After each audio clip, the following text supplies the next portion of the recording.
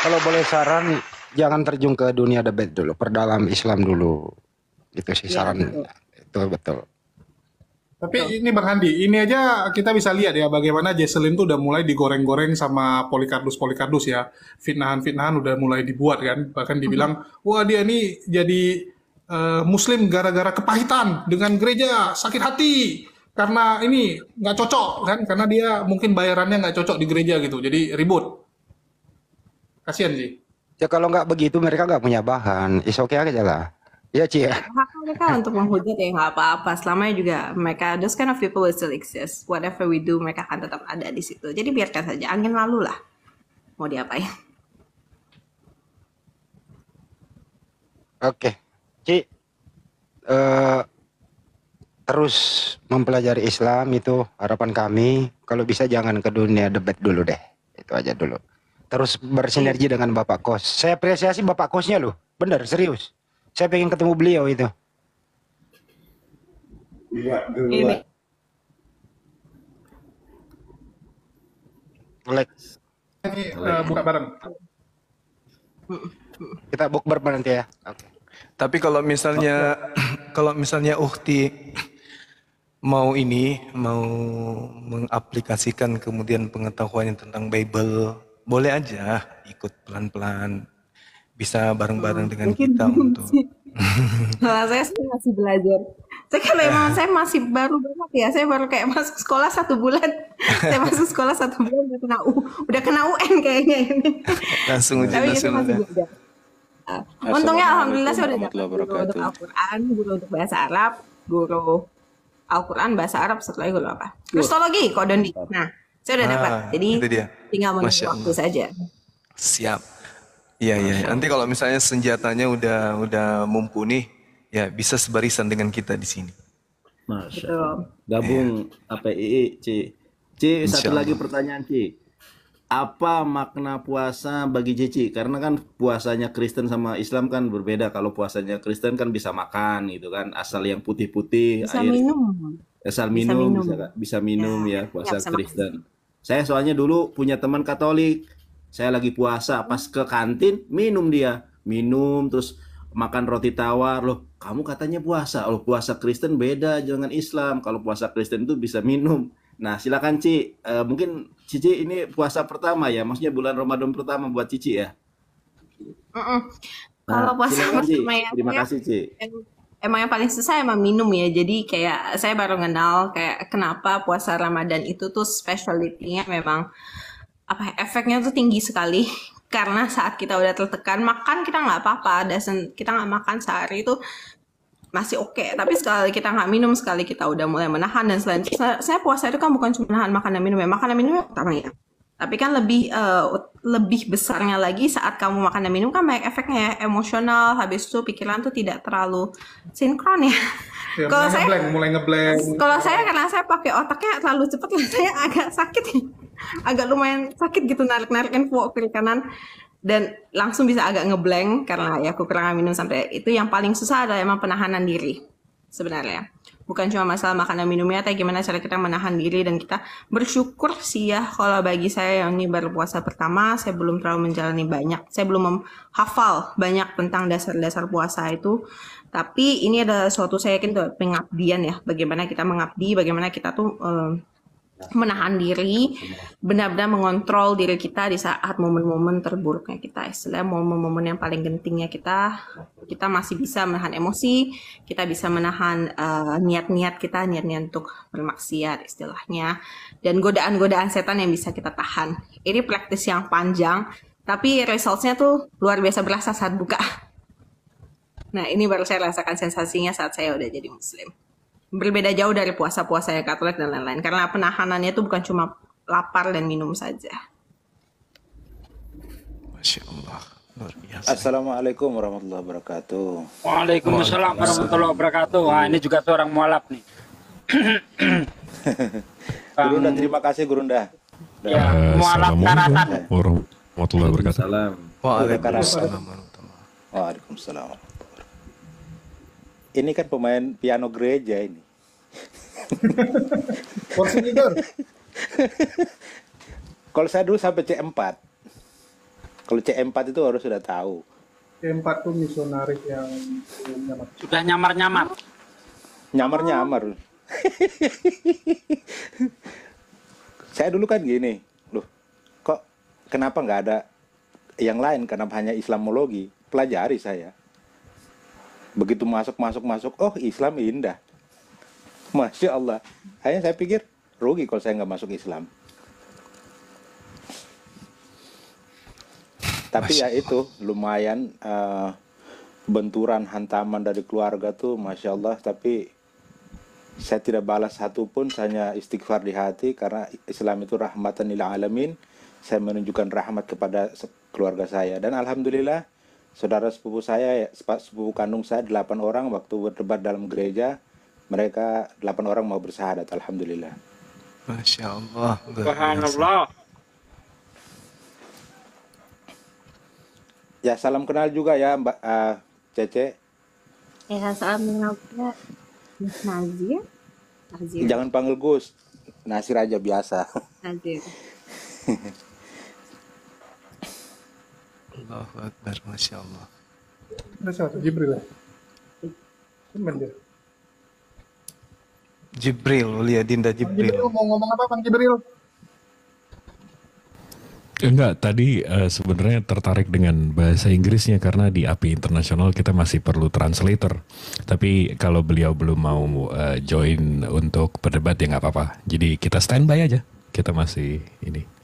Menunggu beliau persiapan untuk ikut. Persiapan belajar. Paling Iya, nggak saya harus belajar. bisa lewat Iqra lulus dulu. Paling dasarnya saya harus lewat Iqra lulus dan hafal-hafal dasar-dasar Islamnya mesti saya hafal dengan kuat. Kalau soalnya gitu ya, kalau kita dunia debat, ya saya tahu teknik, saya tahu Inggris, saya kuat. Tapi ya kalau saya nggak bawa senjatanya, kasihan nanti nama Islam yang kena. Itu yang tadi saya paham maksudnya kalau kita translate kan saya selalu translate juga nih. Jadi kalau ada oten dari lokal habis itu debater kita dari UK atau dari US, kadang-kadang kan kita mentranslate. Nah, kadang-kadang kan kita nge-translate itu kan kita nge-translate poin ya. Kita nggak nge-translate letter-let apa yang dia katakan, tapi kita translate poin dia. Nah, jadi begitu nih oten ngomong poinnya muter-muter, begitu dia selesai ngomong kita bingung ini apa yang mau gue translate, poin lo apa, nggak ada. Itu yang kadang-kadang translate-nya bingung karena poinnya mereka kadang-kadang nggak ada gitu loh. Itu yang Karena mereka poinnya pusing. ngeles. Itu dia Iya, kenapa itu dia. kalau debate itu memang data mesti kita hafal lengkap. Paling nggak kita nggak hafal lengkap, kita tahu kunci-kuncinya supaya debate itu nggak ngeles. Ngeles itu adalah cara terakhir untuk escape, untuk kabur dibanding lari. Ngeles bertahan sampai titik darah penghabisan. Itu kadang-kadang dia bilang banyak hal tapi poinnya nggak ada gitu loh. Jadi dia ngomong you saying a lot but you're saying nothing at the same time. How? Like itu yang kadang-kadang, hah, gimana? Itu karena mereka belajar cuma yang penting ya debat aja ya, tapi itu nggak ada poin-poin yang dia mau serang, atau kalaupun dia mau serang suatu poin tuh dia nggak tahu tangkisannya tuh apa. Kan kita butuh tangkisannya sesama ayat atau sesama dasar. Principality lah. Kalau boleh satu satu pertanyaan dari saya untuk Mbak Jesslyn ya. Anda kan cerdas dan saya yakin Anda juga seorang saintis ya. Orang yang mengerti tentang ilmu pengetahuan.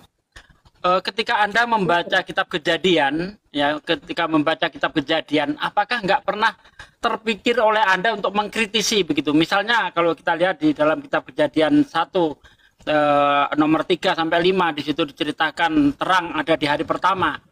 Kemudian di Kejadian 1 ayat 14 sampai 19 mataharinya baru diciptakan hari keempat. Apakah ini nggak pernah terpikir oleh Anda untuk mengkritisi, ini kok begini sih? Bagaimana mungkin ada terang tanpa ada matahari? Bukankah siang malam terjadi karena bumi berotasi? Rotasi disebabkan adanya gaya gravitasi. Bagaimana bumi berotasi, mataharinya belum nongol? Apa nggak pernah terpikir sampai ke sana gitu, Mbak? Saya lebih seperti saya tidak berani karena again mungkin memang kita bisa pintar ya manusia. Karena saya lebih gini, sepintar-pintarnya kita cuma manusia. By the end kita cuma manusia. Masa kita ngelawan Alkitab sih, dan mendoktrin Alkitab kan katanya kata-kata Tuhan ya. kalaupun kita pintar, tapi kalau kita melanggar, ada yang namanya itu pemberontakan, rebellious. Rebellious itu sebenarnya tidak boleh kan.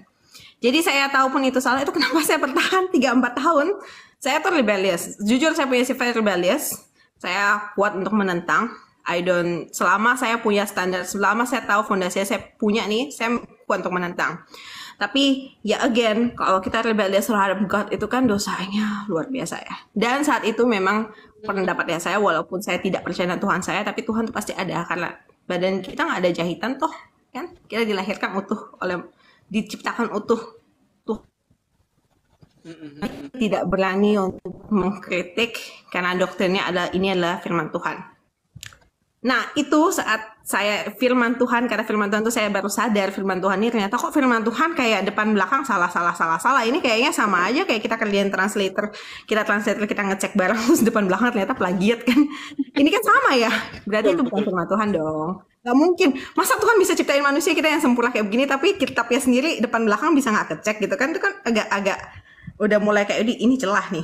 Kayaknya ini salah nih. Nah, itu. Ketika saya sudah bisa yakin, saya bisa melihat buktinya sih. Karena ya emang debat-debat pembukaan agama seperti begini, pembukaan lintas agama seperti ini, kita bisa membuka ya lebih dalam lapisan-lapisan yang mungkin nggak akan dibicarakan di gereja dan tidak pernah diungkit-ungkit juga. We can see the other side. Saat I see the other side, saya buka sendiri. Jadi sampai Bang Zuma, sampai Bang Handi, Bang Jonathan, Bang Ustadz Sugi sambil lagi ngebuka ayat atau apa, saya ikut di belakangnya, saya buka King James. I open the King James, saya samakan literatur kok dari King James ke ini aja udah beda, tapi ya sudah lah ya. Tapi saya buka dan saya sadar, itu tuh kita baca sendiri, kita pikir sendiri memang sudah gagal. Baru itulah, saya baru berpikir, oh benar, itu salah. Karena doktrin, harus ada penghancuran, doktrinnya mesti dikupas dulu sampai lepas, baru kita bisa berani. Kalau di pihak saya. Saya sedikit membantu jawab lagi. Jadi gini, Ustaz. Ada satu hukum namanya hukum dogma. Itu dia membatasi ruang lingkup kita untuk berpikir. Kenapa? Di situ perkataan pendeta dan perkataan Tuhan. Di sini kita dibelenggu. Kita diikat dengan suatu tali yang kuat agar kita tidak membantah apa yang sudah pendeta sampaikan. Gitu, Ustadz. Monggo silakan. Iya, jadi kan berbeda jauh sekali ya. Kalau di Islam itu kan justru kita itu ditegur oleh Allah untuk berpikir, untuk menggunakan akal sehat. Misalnya kan, afala yatafakarun. Apa kamu nggak mikir? Afala yatawakilun. Apa kamu nggak menggunakan akalmu? Kan begitu kalau di Islam. Justru Allah itu menantang manusia untuk mengkritiki Al-Quran. Silahkan kritik kalau bisa. Bahkan di dalam surah Al-Baqarah dikatakan awalam yaralladzina kafaru anas samawati wal ard kan itu maaf salah sebut ayat itu, ayat tentang Big Bang. Wa in kuntum fi raibim mimma nazzalna ala abdina fa'tu bi suratin min mislih. Kalau kamu ragu terhadap Al-Qur'an yang aku turunkan kepada hambaku Muhammad, kata Allah, coba kamu buat satu surah saja. Nah, ini bukan cuma satu orang yang ditantang. Ya, tetapi ajak penolong-penolongmu selain Allah. Tuhanmu boleh kau ajak, malaikat boleh kau ajak, jin semua seluruh manusia boleh kau ajak. Katanya kan. Wa in kuntum fi raibim mimma nazzalna ala abdina fa'tu bi suratin min misli wad'u suhada'akum min dunillah. Ajaklah penolongmu selain Allah. Ya. Jika kamu mampu, dan pasti kamu tidak mampu, dipastikan pula itu oleh Allah. Dan pasti kamu tidak akan mampu. Dan jika kamu tidak mampu, ingatlah, neraka itu bahan bakarnya batu dan manusia.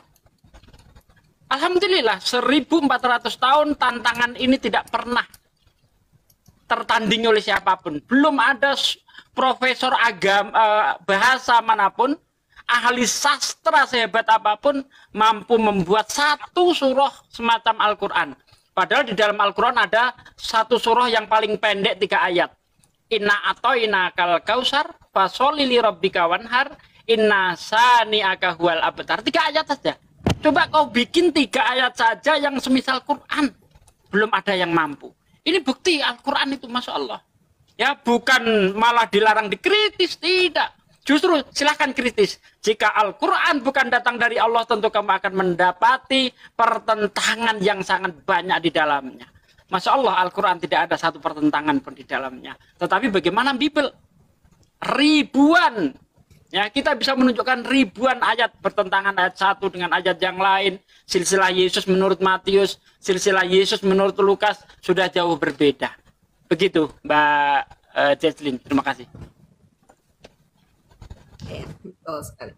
Kata-kata berpikirnya itu siap dan menghit ya. Jadi kita sebagai ciptaan Allah itu juga mungkin untuk lebih dimotivasi, untuk di-advise untuk melakukan pemikiran. Karena kembali kita ada otak diciptakan untuk dipakai ya, bukan untuk disetir.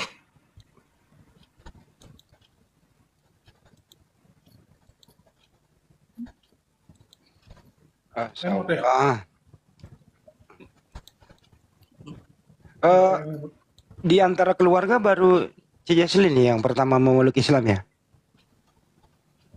Keluarga besar saya sih iya, hanya saya sejauh ini yang memeluk Islam. Setengahnya mayoritas, not majority sih. Jadi sepertiga puluhnya mungkin memeluk Kristen, sepertiga puluh lagi Katolik, sepertiga puluhnya apapun itulah yang bisa disembah. Terutama kedua orang tua ya. Ayah ibu masih ada kan? Kalau ayah sudah meninggal belasan tahun yang lalu, sudah sejak saya bersih 12 tahunan. Hanya ibu. Ibu cukup fanatik terhadap Christianity. Salah satu penyebab juga kenapa saya gali Christianity, dan iman saya jujur saya patuhi cukup dalam ya saat itu ya. Karena saya termasuk yang saya peduli ada existence of God. Saya peduli bahwa sehebat-hebatnya manusia itu kalau kita nggak tunduk kepada Tuhan itu kita akan kena istilah, mungkin di sini benar nggak istilah azab ya, kayak kita akan kena tulahnya sendiri karena kita sombong terhadap diri kita. Jadi saya selama ini juga berpikir walaupun sehebat-hebatnya saya, segemilang apapun pencapaian yang saya bisa capai, itu kalau saya nggak percaya dengan Tuhan kalau mau hapuskan semuanya tinggal dijentikan jari aja.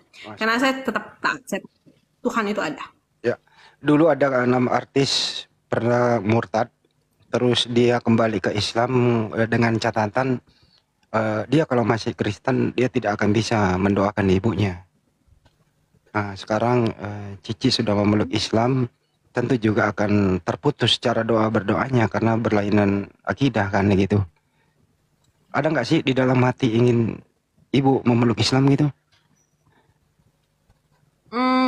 Saya lebih ingin ibu mungkin harus mendapatnya. Saya lebih berdoa untuk ibu mendapatkan hidayah dulu, hidayah pertama-tamanya. Didoain Karena dong. hati ibu cukup sudah lama ditempa dan sudah lama sekali berjalan-jalan yang salah. Memang saya mengerti akan butuh waktu, yang saya doakan hanya bisa Allah yang bisa menyentuhnya dan mau membuka diri. Itu dulu. Insyaallah. Orang yang baru memeluk Islam itu ibarat kata kertas. Oke, mungkin putih ada dari Ya. Bang Juman. Ya, Ya. Kalau- Ada lagi nggak Bang Andi? iya. Soalnya handphonenya robek dan gitu. ya itu aja sih. Bang Joma ada yang mau disampaikan terakhir? Ya, kalau saya sih artinya siap-siap aja menerima ujian. Ya. Seorang mualaf itu pasti diuji oleh Allah. Banyak hal kemudian cara Allah menguji kita yang sudah mengaku beriman. Kalau di dunia ini kan menurut kita yang menggunakan akal bahwa dua sisi itu akan selalu berdampingan. Apa itu? Antara muslim dan kekafiran, ketaatan dan keingkaran gitu ya. Sehingga ketika kita melihat bahwasanya begitu kita masuk ke dalam Islam berarti kita ingin diatur oleh Allah. Dan kalau tidak ingin diatur oleh pencipta alam semesta silakan keluar dari Islam. Nah ini yang terkadang kemudian kita tidak sadari. Artinya bahwa seorang mu'alaf harus siap-siap kemudian untuk selalu digiring oleh keadaan, entah keadaan apapun itu datangnya, untuk kemudian menjadi kufur kembali. Sehingga sebagai seorang mu'alaf, ya saya sih nggak perlu ngajarin, cuma sekedar mengingatkan bahwasanya ketenangan itu tetap ada, tapi bisikan-bisikan godaan itu juga pasti akan semakin kuat. Semakin tinggi iman seseorang, akan semakin tinggi ujiannya. Kenapa orang-orang di luar sana itu kemudian mereka anteng, mereka tenang dengan keyakinan mereka dan tidak ada cinta terhadap kitabnya untuk mengkaji lebih dalam? Karena mereka tertidur dalam keadaan ad-dunya sijnul mu'min wa jannatul kafir. Mereka menjadikan dunia ini adalah sebagai surga. Sehingga mereka terlena dengan keadaan. Mereka merasa kemudian bahwa jalan yang mereka tempuh itu adalah sudah benar. Mati pun tak ada siksa kubur mereka itu. Mati langsung surga. Nah, inilah yang membuat poin-poin mereka merasa nyaman dengan kehidupan keberagamaan sekarang. Berbeda dengan kita. Nah, sehingga seorang mu'alaf ini, ya saya hanya sekedar mengingatkan ujian itu pasti banyak. Sehingga Cici harus berjuang mempertahankan itu semua. Akan ada masa sulit, tapi percaya